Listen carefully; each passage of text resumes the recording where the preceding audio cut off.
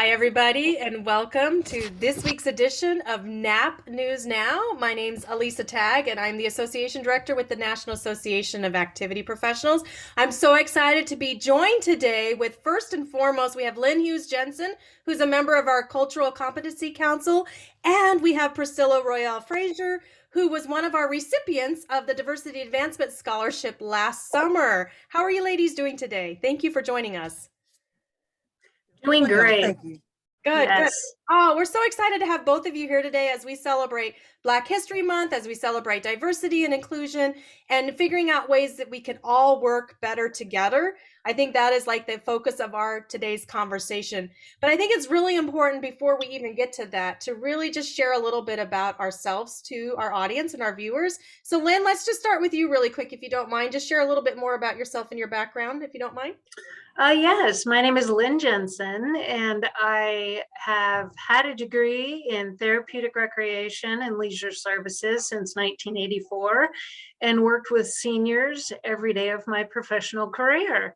I work for a company that owns 27 senior care facilities and have been a corporate recreation consultant for the last 13 years. Thank you for joining us, Lynne, and thank you for being a part of the the Cultural Competency Council. My pleasure. We appreciate that. Priscilla, please share a little bit more about yourself. First of all, I'd like to say greetings from Atlanta, Georgia. Yes. And I have worked with seniors for 12 years now. And for 7 of those 12 years, I've worked in activities, first as an activities assistant. And my current role is Assistant Activities Director, in which, of course, I assist the director in planning and implementing daily activities for the residents. And a couple of things, fun facts about me: I love to read, I love learning new things, I enjoy doing yoga, I love spending time with my family, especially my 1-year-old grandson. And the best news of all, I have a baby granddaughter on the way, and she is due in July. Yay, that's wonderful news. And Priscilla, I'm sorry, you are not old enough to be a grandparent to 2 children. That's amazing, to 2 grandchildren. Thank you so much for sharing that. And thank you for telling us you're from Atlanta, Georgia. I knew that. And I think that's awesome, though, that you are kind of the queen of the South, so to speak, right? When it comes to knowing how programs and things work in that. Priscilla, you mentioned, though, I want to just touch briefly, what position were you working in prior to activities? What did you transition from? Transition from being a certified nursing assistant. I was a CNA. Excellent. And I saw the activity professionals and I was like, hey, that looks like fun. And has it been fun all the time? Most days, yes. Exactly right. I love that because I know, Priscilla, you're not alone in that transition from CNA to activities. And I think that's just awesome to share that with everyone. So that the CNAs that are watching today can see that there's the potential to transition over into activities. And it is a lot of fun. You're right. It is a lot of fun to work with our seniors in that different setting, so to speak, right? And being the fun person and not the care person all the time, right? Exactly. So it's Black History Month, and that's really exciting too. So why don't we share, if you don't mind, Priscilla, would you mind sharing with us some programs maybe that you have instituted during Black History Month, or some suggestions that some of us can try? I know we're already into the month, but I think it's always important to recognize ways that we can celebrate Black history. Okay.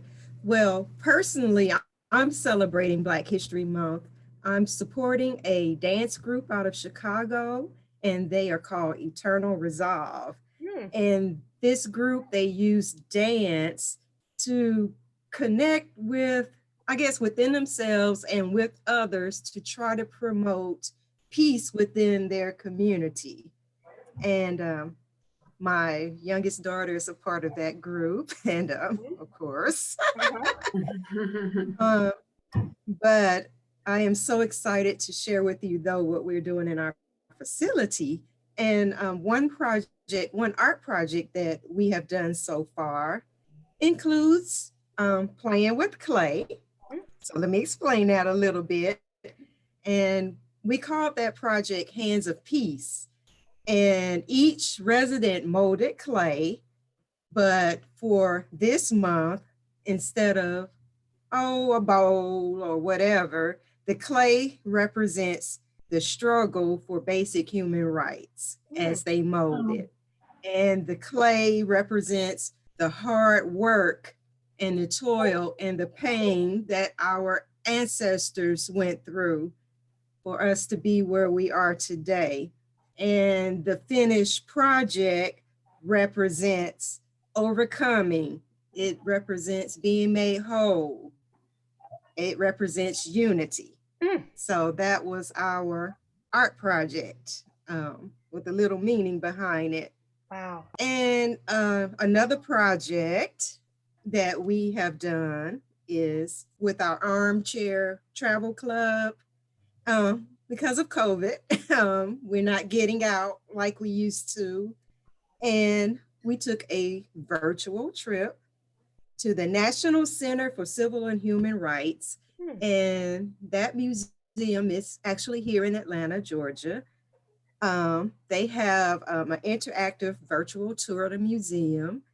And I recommend, if you guys have never been to Atlanta, here's your chance. Get on the website. It's www.nationalcenterforcivalandhumanrights.org. And you can get on and do the tour. And before COVID, we were actually able to take residents to this museum, and it is awesome. There's so many things. And what makes this so awesome, they have what they call a DEI experience. And what that stands for is diversity, equity, and inclusion. And this museum, they curate your experience to involve all of that diversity, to involve the inclusion and equity. So wow. Those are some great ideas. Those are wonderful. Oh my gosh, I'm so impressed with the clay. When you were sharing that experience, I was actually getting goosebumps because I never would have thought about clay in that manner.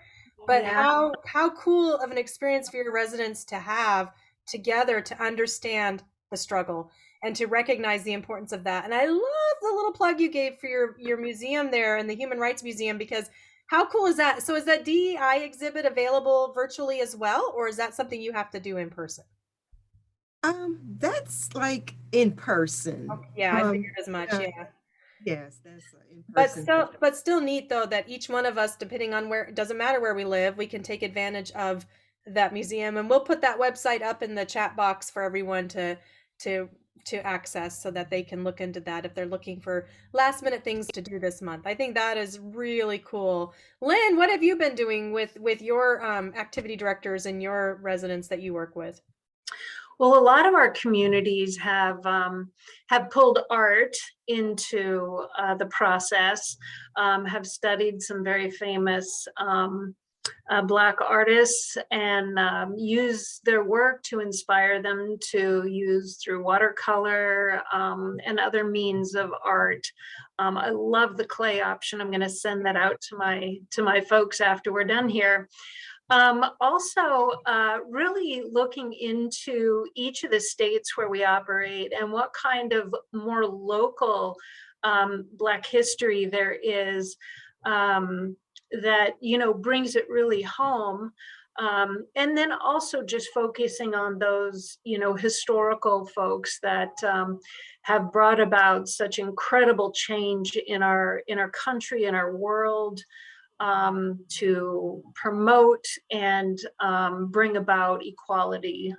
So, yeah, I think those are such important aspects of Black History Month, and why we celebrate it is to just recognize all the greatness that has come from members of the Black community in bringing change and bringing the resolve that we need to be. And obviously, we continue to change. We need to continue to change, you know, and so learning together is what is so important too. So thank you so much for sharing such great ideas, both of you, and Yeah. learning how we can work together on making that change and being Mhm.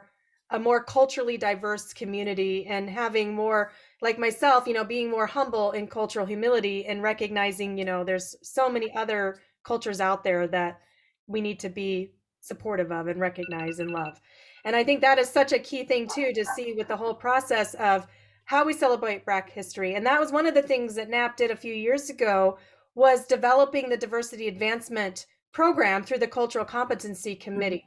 And Priscilla, let's kind of shift gears for a minute, because last year we rolled out our first ever scholarship opportunity for the Diversity Advancement Scholarship, and you were one of the winners at that time. So congratulations for that. And Yes.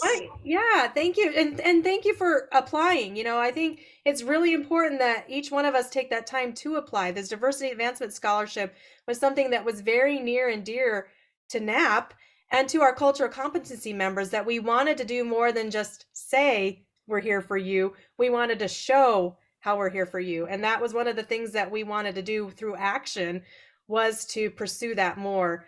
So how are things kind of changed for you after receiving that scholarship? What did you kind of use it towards, and what kind of differences did it make for you? Well, first of all, I'd like to say that the scholarship was an excellent opportunity to help people like myself, and not just me, but other diverse backgrounds, to be able to get the knowledge that we want, the education that we want, without having to worry about the financial burden Mm. of it all, you know, choosing to pay for this or pay a bill. Mhm. And another thing is, I truly feel, and I'm not just saying this, I do feel that commitment from NAP. Mm. And that's evidence because I'm sitting here talking to you guys right now. I feel that you are committed to the advancement of the activity profession, and ensuring that regardless of whatever your background is, that you have opportunity to grow within this field. I really do feel that. Oh, thank you for sharing that, Priscilla. We appreciate that. And Lynn, you were part of the process of creating that scholarship. What thoughts did you bring into that, and how did you feel about it as it all came about with the scholarship advancement? Well, it has been just an amazing process. We recognize the need for this, that it was a really unique opportunity for us to make a difference, and that we wanted to provide a financial opportunity for those to better their education and to advance their knowledge and activities in working with seniors. And by making this available, we really felt like we would be making a huge difference. And we're just so proud of you, Priscilla, for being our first, one of our first recipients, and doing such a phenomenal job of identifying in your application just how it was going to impact your role with your residents, and furthering your knowledge. And that just makes us feel so wonderful as those that set this up, to just really feel good, and that it's working exactly as we had hoped it would. So congratulations. And I just I'm so excited for you and what knowledge you can take forward and apply to your current position. Yes, thank you. And we just, the window for the scholarship is open every June and every January, and we just closed that last window, and we were fortunate enough to issue two more scholarships to worthy recipients, and Mhm. very excited for them to continue to pursue their educational opportunities through that scholarship. So thank you, Lynn, for being a part of that process, and thank you, Priscilla. And that's really important. Lynn mentioned how well your application was written, and that is Mhm. the key thing too, is just sharing your passion. And we can see, just as we are communicating with you now, that you're a very passionate person. And Mhm. I think I don't know very many activity professionals that aren't passionate, but I also find that, when we share that passion with others, that's where the creation grows. That's where we find, oh, yeah, wow, she's excited about that. I'm going to be excited about that now. And so what can I do to make that difference? Mhm. And thinking about that, you talked about that, Priscilla, with the museum, with the DEI exhibit. And I think diversity is one of the hardest questions that we can, or conversations we can have. But I'm just wondering what your thoughts are, Priscilla, and then I'll come to you, Lynn, too, so you can think about that for a little bit. How can each of us improve with diversity, equity, and inclusion? What can we do to make a difference? Each of us, regardless of our race, our creed, or anything like that, our background. Well, my answer to this is very, very simple, even though it's not a simple topic. Um, and my answer is this: all of our human differences, race, ethnicity, gender, religion, socioeconomic status, political beliefs, all of that is diversity. We're all different some kind of way. And I feel like we can improve if each one of us within ourselves would just begin to understand and appreciate the interdependence that we all have on each other. We can't do anything by ourselves. We need each other Mhm. to accomplish anything. Mm. And in the course that I took with the scholarship, the validation course, Naomi File, I just love that woman. I love her method.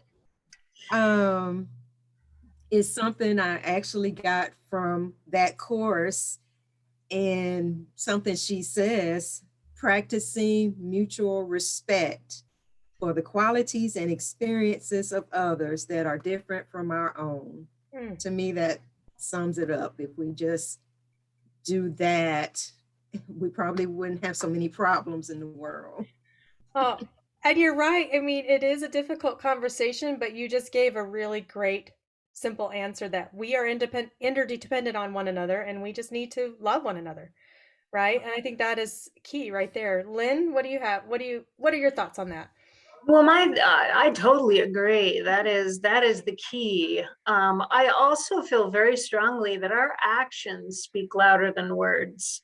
Mm. So, you can talk inclusion, you can talk about all of this, but if you don't live that and people don't see that in you, then you're not truly walking the walk.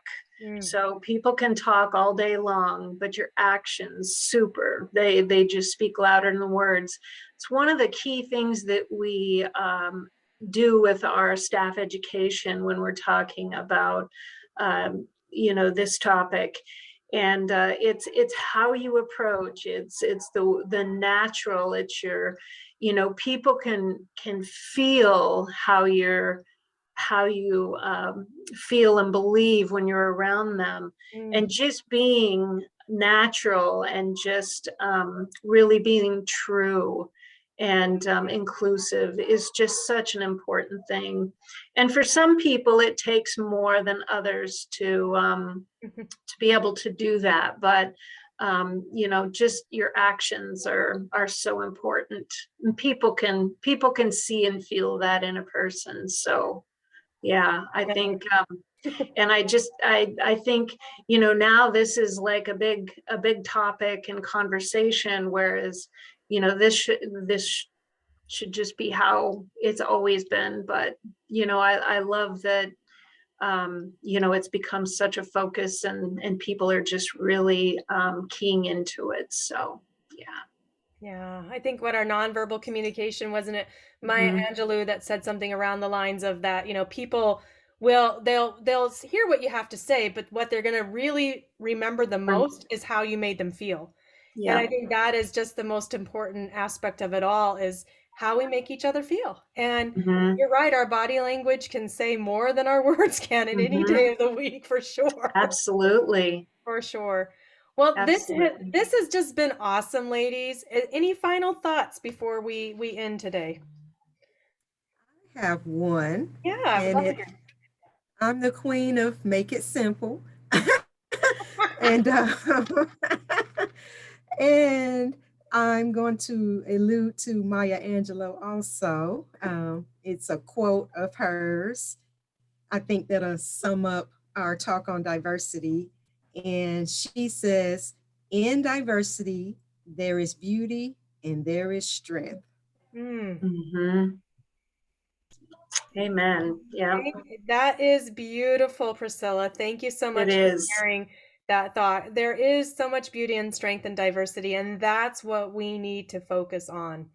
Is each Mhm. other's beauty and each other's strength. Lynn, any final thoughts from you? Love that. Woo. I just, again, I just want to say how impressed I am with NAAP and their focus on diversity and inclusion, and the fact that we have this opportunity to provide financial assistance for people to further their education. I just can't say how proud I am to be a part of that. So thank you for allowing me to be on the committee, and seeing Priscilla's wonderful face and energy just makes it worth every bit.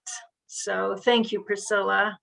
Thank you. Yes, thank you, Priscilla, and thank you, Lynn, for your service to the NAP board on on the council there. Well, everybody, this has been amazing. I hope you will take the time to enact some of the activity suggestions that Priscilla and Lynn both provided, in really digging deep into the culture of your own communities and finding out more about the history of your own cities and your states, and being able to bring that diversity into your communities on a more regular basis, not just during the month of February when it's Black History Month, but all year long, that we can celebrate each other and our diversities. And like Maya Angelou said, right, the beauty and the strength of each other, right? So that's what we need to do, is celebrate that every day, not just during Black History Month. Well, everybody, thank you so much for your time today. We will be back here in the next couple of weeks to do another edition of NAP News Now. In the meantime, we encourage each one of you to stay safe and stay sane. And we really hope that you'll be joining us in 2 months at our annual conference in Bloomington, Minnesota. Take care, everybody, and have a great rest of your day. Bye bye. Mhm. Bye.